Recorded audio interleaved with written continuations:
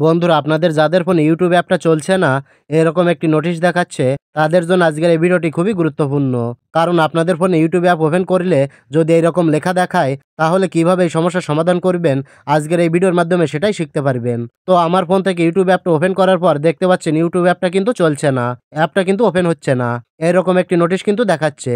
তো এই সমস্যার সমাধান কিভাবে করবেন চলুন এবার দেখিয়ে দিই। ওকে, তো প্রথমত আপনি যেটা করবেন, আপনার ফোনের প্লে স্টোর ওপেন করবেন। প্লে স্টোর ওপেন করার পর সার্চ বারে ক্লিক করে ইউটিউব লিখে সার্চ করে দেবেন। সার্চ করার সাথে সাথে ইউটিউব অ্যাপটা চলে আসবে।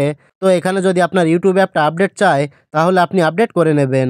তো আপডেট করার পর এখান থেকে ওপেন করে দেখবেন যে আপনার ইউটিউব অ্যাপটা চলছে কি না, সমস্যার সমাধান হলো কি না।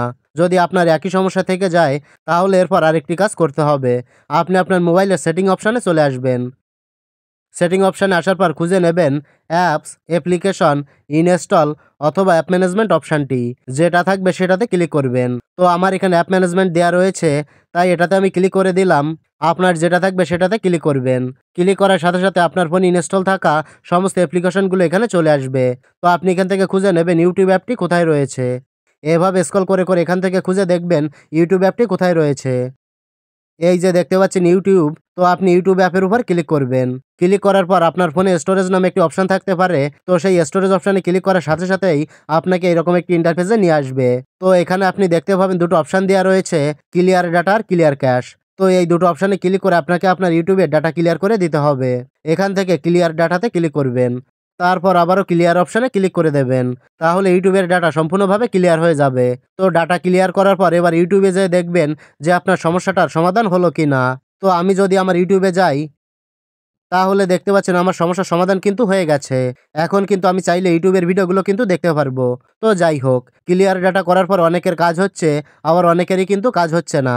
তো আপনার যদি ক্লিয়ার ডাটা করার পরেও কাজ না হয়, মানে ইউটিউব অ্যাপটা ব্যবহার করতে না পারেন, তাহলে সবথেকে সহজ একটি সিস্টেম রয়েছে।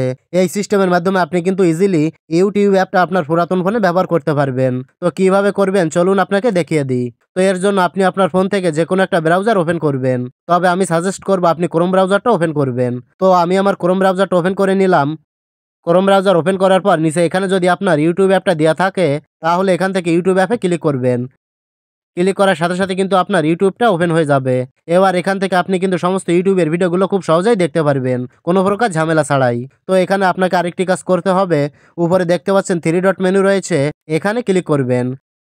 ক্লিক করার পর এখানে বেশ কয়েকটা অপশন আপনার সামনে শো হবে। তো আপনি যেটা করবেন, নিচের দিকে লক্ষ্য করলে দেখতে পাবেন একটা অপশন রয়েছে অ্যাড টু হোম স্ক্রিন। এই যে ভালোভাবে দেখেন লেখা আছে অ্যাড টু হোম স্ক্রিন, এটার উপরে একটা ক্লিক করবেন। ক্লিক করার পর এখান থেকে এটা অ্যাড করে নেবেন। এরপর এখান থেকে ব্যাক করে বেরিয়ে আসবেন। বেরিয়ে আসার পর দেখতে পাবেন আপনার হোম স্ক্রিনে ইউটিউবটা চলে এসেছে। এখন এই ইউটিউবের উপর ক্লিক করে আপনি কিন্তু খুব সহজেই ইউটিউব অ্যাপটা ব্যবহার করতে পারবেন আপনার মোবাইলে। বন্ধুরা, আশা করি বুঝতে পেরেছেন। তো যাদের মোবাইল ইউটিউব অ্যাপটা চলছে না, তারা এভাবে ইউটিউব অ্যাপটা খুব সহজেই ব্যবহার করতে পারবেন। তো এটাই ছিল দেখানোর। ভিডিওটি ভালো লাগলে লাইক, কমেন্ট ও শেয়ার করবেন।